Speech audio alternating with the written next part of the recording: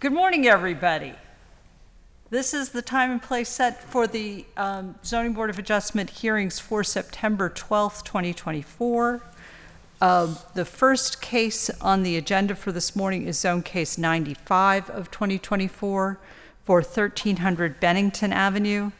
And I understand that there is a request for continuance with respect to that matter. Mr. Wotus, do you want to explain the request for continuance, or? If the board would like me to do so. Yeah, just, has a new date been selected for a hearing? Good morning. Ryan Wotus here on behalf of this is actually the appellant. This is a protest appeal. A new date has not yet been selected. There is counsel for the property owner, Ms. Tagg, who we've had discussions and have been in correspondence with Daniel here to go ahead and have that rescheduled. So at this point, we're still working through that process, but Could you settle it instead of rescheduling it? The intent is to go ahead and work together. We have had meetings between the parties, which happened earlier this week, and that was what really drove this request to move it along to another date in hope that we could resolve it prior to being rescheduled.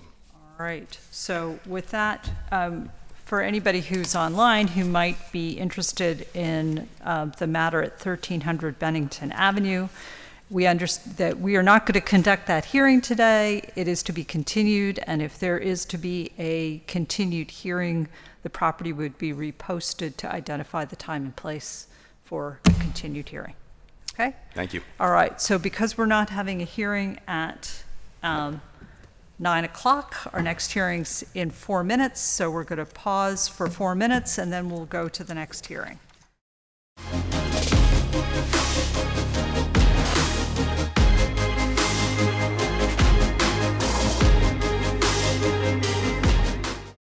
The next case of the morning, scheduled for 9:10, is Zone Case 131 of 2024 for 125 First Avenue. The applicant is identified as Alexis Wheeler. Do we have Ms. Wheeler or somebody else on behalf of the applicant? Yes, David Brienza is here to present. Okay. And Mr. Brienza, is there anybody else who's presenting with you? No, it'll just be me. All right. And do you swear or affirm that the information you'll provide to the board will be the truth, the whole truth, and nothing but the truth? I do. Thank you very much. And Daniel, could you read the case in, please? This is case 131 of 2024 for 125 First Avenue. The application is for the change in use from office to single-family residential, and they're requesting a variance from section 911.02. Single unit detached residential is prohibited in the GTC district. All right. We have your materials, so could you explain where the property is and why you feel it's appropriate for residential use when it's in the office district? I will do my best. Okay. So what's being shown on the screen now is a picture of the aerial view of the greater Pittsburgh area, generally showing the Golden Triangle and the general location of the building, 125 First Avenue. It's on the Mon side of the city, up towards the point. If you'll go to the next slide. Here's another more close-up aerial view from Google Maps showing the immediate location of the building. It's on a block that's bordered by First Avenue, Chancery Way, Boulevard of the Allies, and Market Street. Go to the next slide.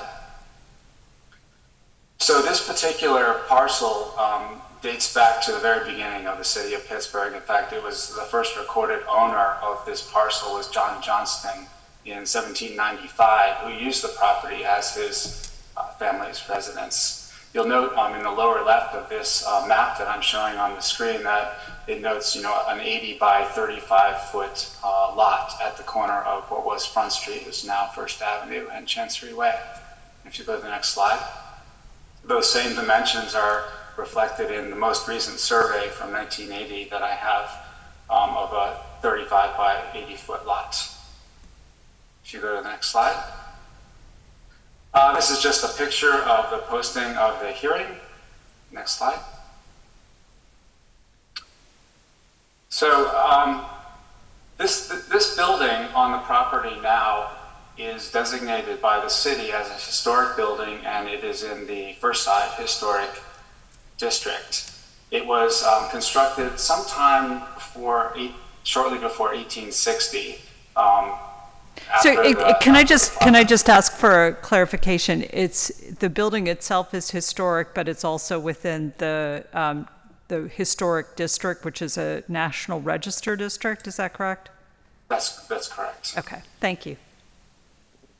So I have on the slide here 3 pictures. In the upper left shows the current condition of the building. It's outlined in red.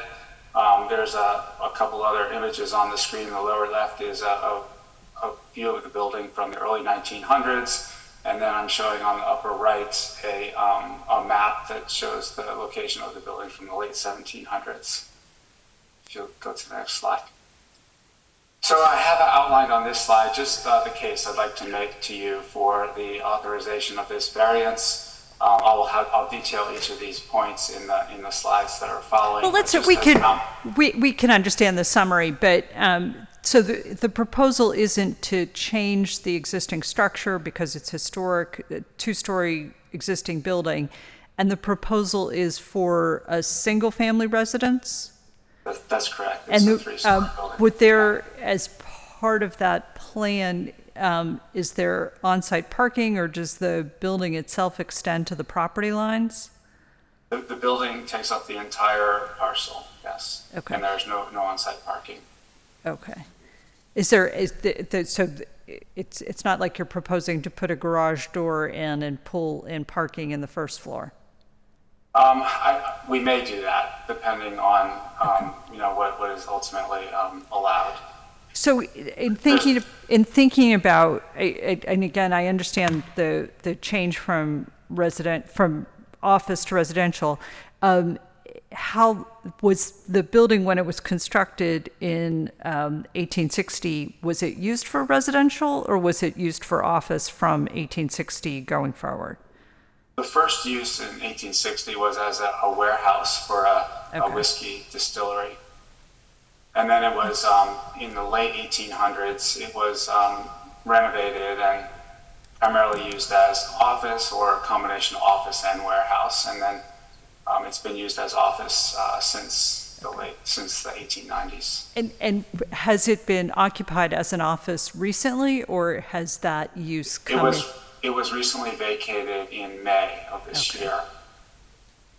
And we're in the process of purchasing the property right now. My wife, Karen, and our intention is to use it as our primary residence. And I guess it is a use that's not, I understand the preference to use it as single unit residential. Is there any, what types of changes would you be making to the interior that would be inconsistent with the office use? I mean, it's just a interior conversion. You're not doing anything to the outside. And then again, the issue is parking, but there had not been on-site parking for the office use either. Yeah, one of the things that attracted us to this building is that it really is, it looks to us to be fairly easy to convert to a single unit residence, because most of the floor plan can be kept intact, and we'll really be changing the use of many of the rooms. You know, there's a partition wall here or there that we would probably, take down or move, but largely the floor plan is pretty good for a residence as it is. And there are some multi-use residential uses in the immediate area, is that correct? Yeah, in fact, on this very block, there are 3 single unit residences. There's some single units as well as multi-unit? I don't know about multi-unit. There's retail, there are offices, there's parking lots. Okay. I don't know what the upper floors of some of these buildings that are retail are. Okay. It's not obvious from the And again, we appreciate the summary in this slide, but maybe you could move through the other parts of your presentation? Certainly. Next slide. Just to give you a little background, why we chose this property, we want to live in the Gold Triangle. So the location, we're very much enamored with the history and character of the building. We do see this as being very suitable for a conversion to a single unit residence, and we see economic feasibility of the conversion. Next slide. So first of all, why is the best use residential versus office? I think this really has to do with the market conditions and the nature of the property. This is an old building, obviously, without modern office amenities, and this type of building office is not very desirable in the current market. And also the immediate surroundings sort of support this idea that this is not desirable. There are vacant office buildings on the block in the vicinity, and there are other conversions in the immediate vicinity from office to residential that are in process. Next slide.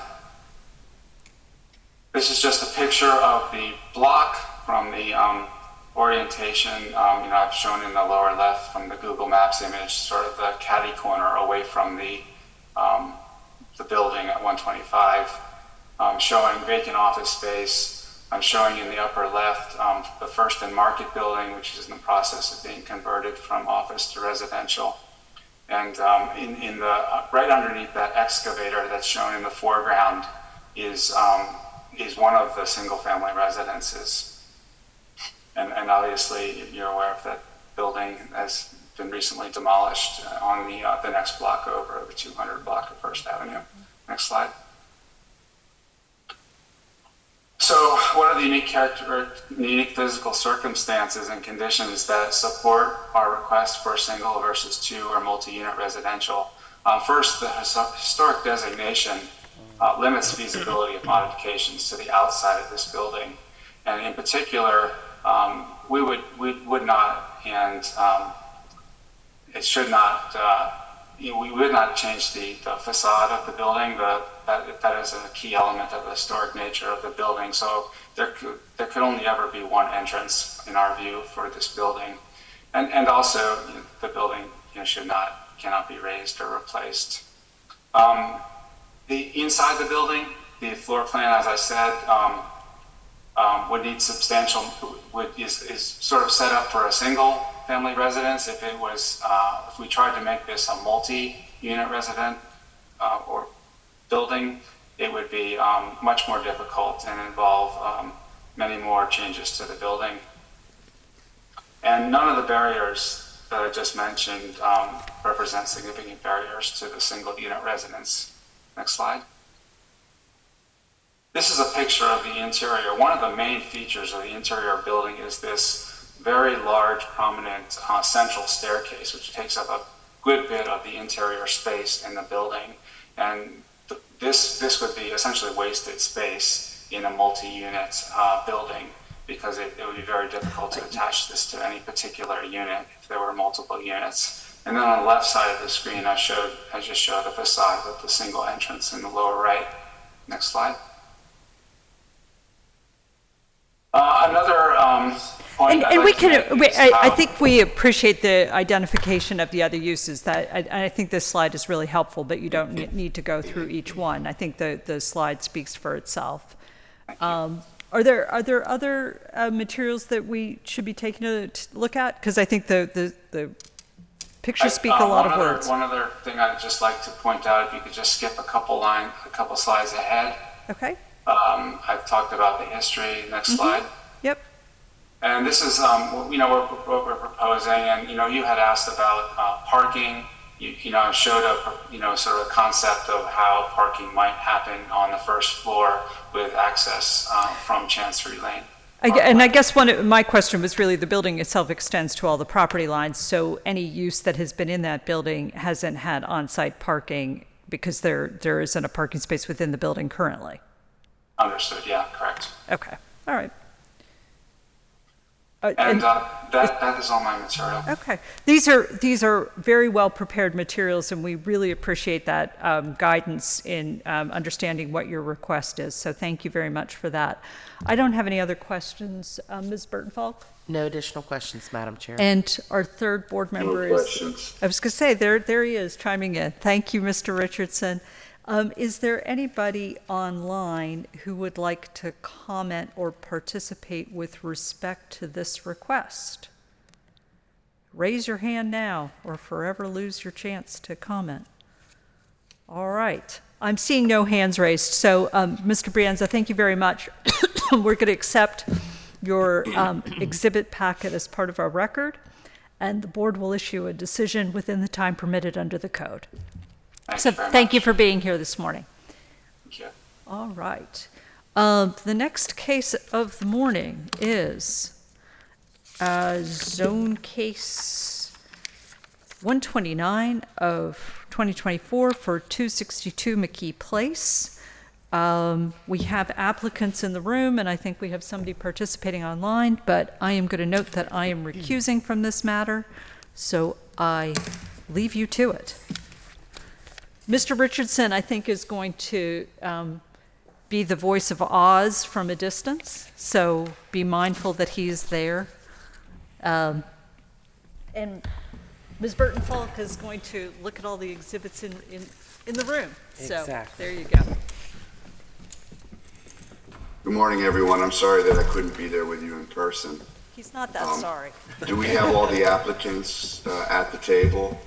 I think there's We something do. online, too. Okay. Anyone who intends to provide testimony in this case, I'm going to swear you in now if you'll raise your hand. Do you swear or affirm that the testimony or evidence you will provide in this matter will be the truth, the whole truth, and nothing but the truth? I do. Thank you. Daniel, would you read the case in, please? This is case 129 of 2024 for 262 McKee Place. The application is for accessory parking carousels, and they're requesting a variance from section 912.04.e. There's a 20-foot maximum height for accessory structures, and 60 feet is proposed. Thank you. Okay, so it looks like we're here on only one variance related to the height. So certainly we want to hear some background about the project, but I think you can focus your presentation on the height variance and the reasons that support it. And whoever is going to take the lead, you have the floor. Thank you, Mr. Richardson. Good morning to the board. This is Ryan Wotus. I'm an attorney with the law firm of Goldberg, Kamen, and Garvin here on behalf of the applicant, which is Walnut Capital, proposing the redevelopment of the property known as 262 McKee Place. As noted, there is only one variance related to the accessory parking carousels. The use and the proposed redevelopment of the site otherwise does comply with the underlying zoning regulations. So I think that's just important to note, and as you already had flagged, it's just one item we're here looking to receive relief. Next slide, please. So we want to go through first to orient the board, talk about the existing conditions of the site and the location. Thank you, Daniel. As shown on this slide, the project site is outlined in a red dashed line there, basically in the middle of the page. The site fronts on McKee Place. To the left of the site, which would be moving sort of in a northwesterly direction, is Forbes Avenue. As you continue up, you'd hit Fifth Avenue. University of Pittsburgh sits to the north of the site. The project site itself, for those of you that may know the history of this, the building that's to the left of the project site was formerly the United Jewish Federation of Pittsburgh building. That has since been demolished, leading up to this project itself. To the right of the project site are four multi-unit residential buildings that are located on the site. As part of the redevelopment, those would be demolished, and the new development would take up basically the remainder of the project site in the developable area. And we'll talk a little bit more about that. Next slide, please. This is just an image where Forbes Avenue is in the foreground. You can see identified there the Here Pittsburgh Apartments. That was probably a project that was done in the last couple years as part of the redevelopment along Forbes Avenue. To the left is also, or to the right, I'm sorry, of that building. It's not identified on there, but directly adjacent to the project site is the UPMC professional building. And as you move closer to Forbes Avenue, that's the Hilton Garden Inn right there. Next slide, please. A little bit more of just the existing conditions. This shows the 4 multi-unit residential buildings that are located on the site. This is Louisa Street on the left of the image, and McKee is the right, heading back up to Forbes Avenue. One thing I think that's just important to quickly note here is that you can see in this image, there's basically no on-site parking provided as part of this multi-unit residential use. You do see 2 cars on there. I actually went and looked at the street view. I don't know if those are actual parking spots, but at most there may be 2 stalls associated with that use. Next slide, please. This is again, now you have Forbes Avenue behind you, the former UJF building to the right, and then looking down toward Louisa Street. And again, you can see the multi-unit residential buildings on the right side of the image. Next slide, thank you. So talking about existing conditions, one of the drivers that is associated with the request for relief here today is associated with a plan of lots. This was the McKee Place plan of lots that actually was recorded back in November 11th of 1893. What's shown on the left-hand side of this image is the original plan, which shows McKee Place that runs from Forbes Avenue on the upper part of the image down to Bates Street, which is at the lower part of that plan of lots.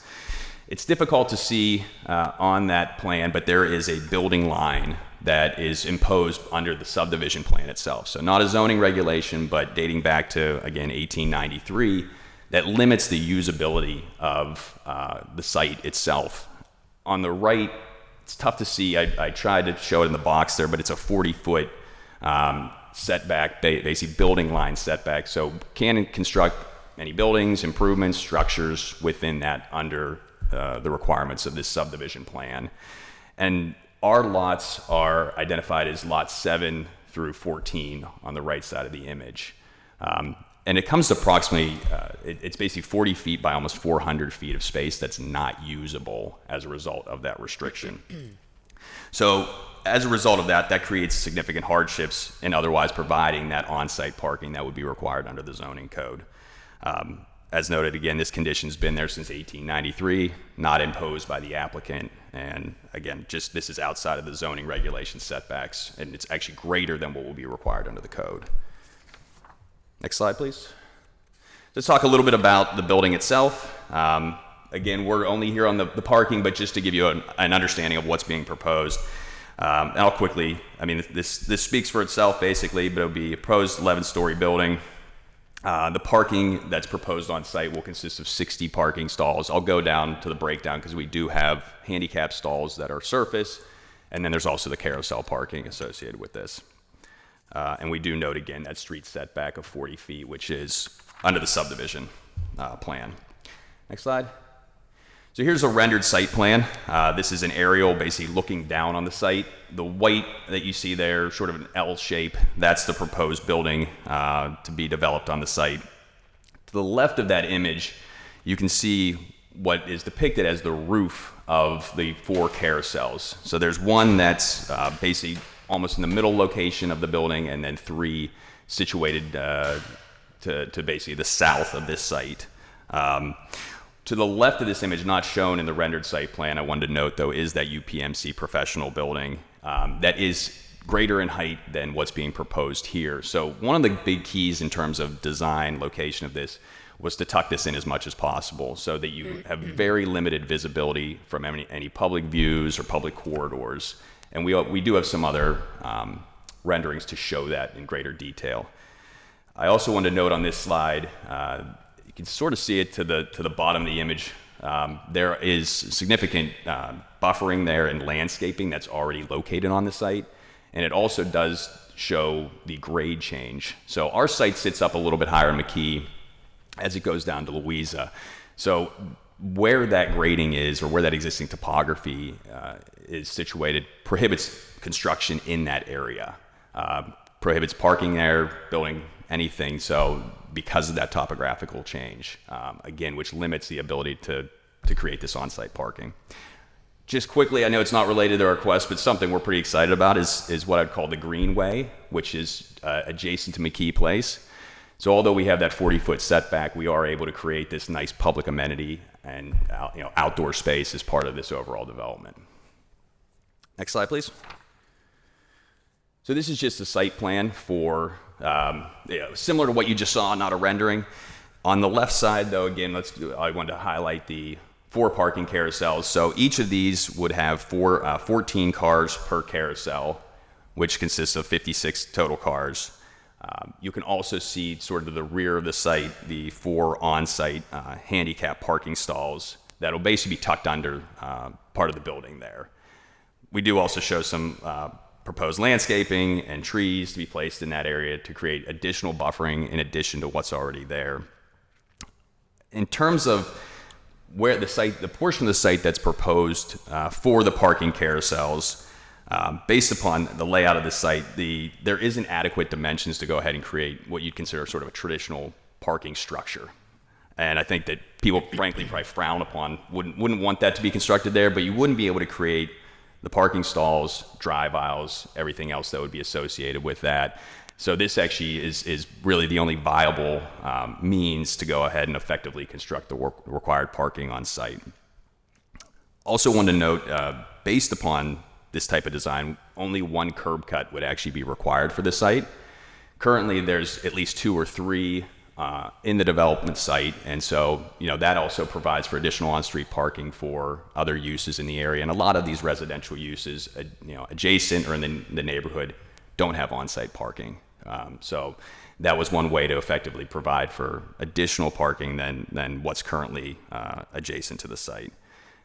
This type of design with the carousels also provided for a loading space, which is to the left of the building, a little bit below the first carousel there.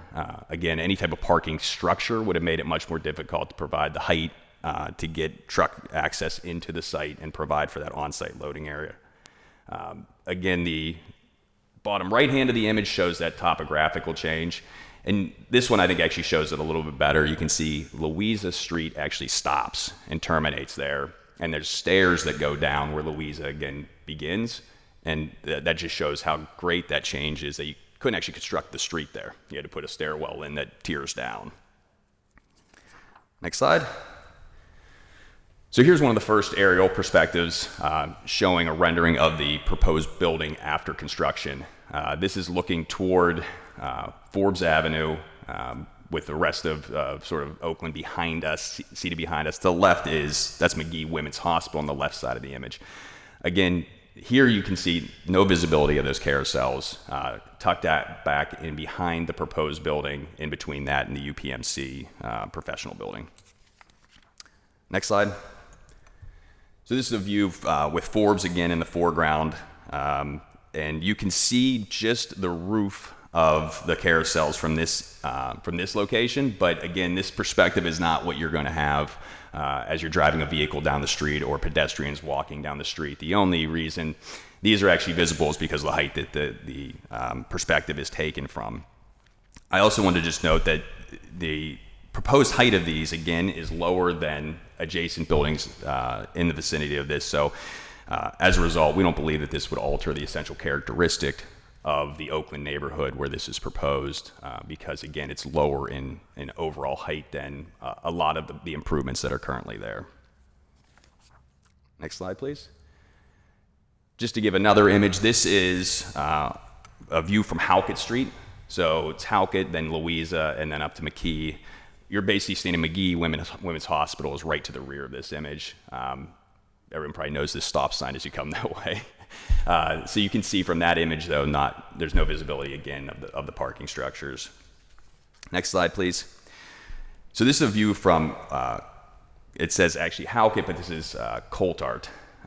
It's Coltart Street. And where we're actually standing is in a commercial parking lot, and it's actually known as the Murdoch Building. So this is a commercial, commercially zoned, commercially used. The perspective, though, basically gives you would only be able to see really the top of the carousels from this image. But if you actually would move closer and get onto the street itself, again, you can see that some of the existing landscaping would impede the impact or view of the proposed carousels. Next slide, please. Similar to the first one, but this is now street level. We're looking from McKee up toward Forbes Avenue. Again, no visibility of the parking structures there. Next slide. So here's probably the only location that you really can see this is when you're immediately in between the proposed development and the UPMC professional building. And that is the first carousel that you can see on the right-hand side of the image. As part of this proposal, though, we are proposing to screen these structures in a manner that would be similar to that. Ultimately, the final design hasn't been determined yet, but we would be proposing to provide something similar in nature as part of the overall future development of the site. Next slide. Just to show the carousels themselves, this provides for the dimensions. One thing I wanted to note in here is I think our request is for 60 feet. When I went back and reviewed these, they're shown at 61.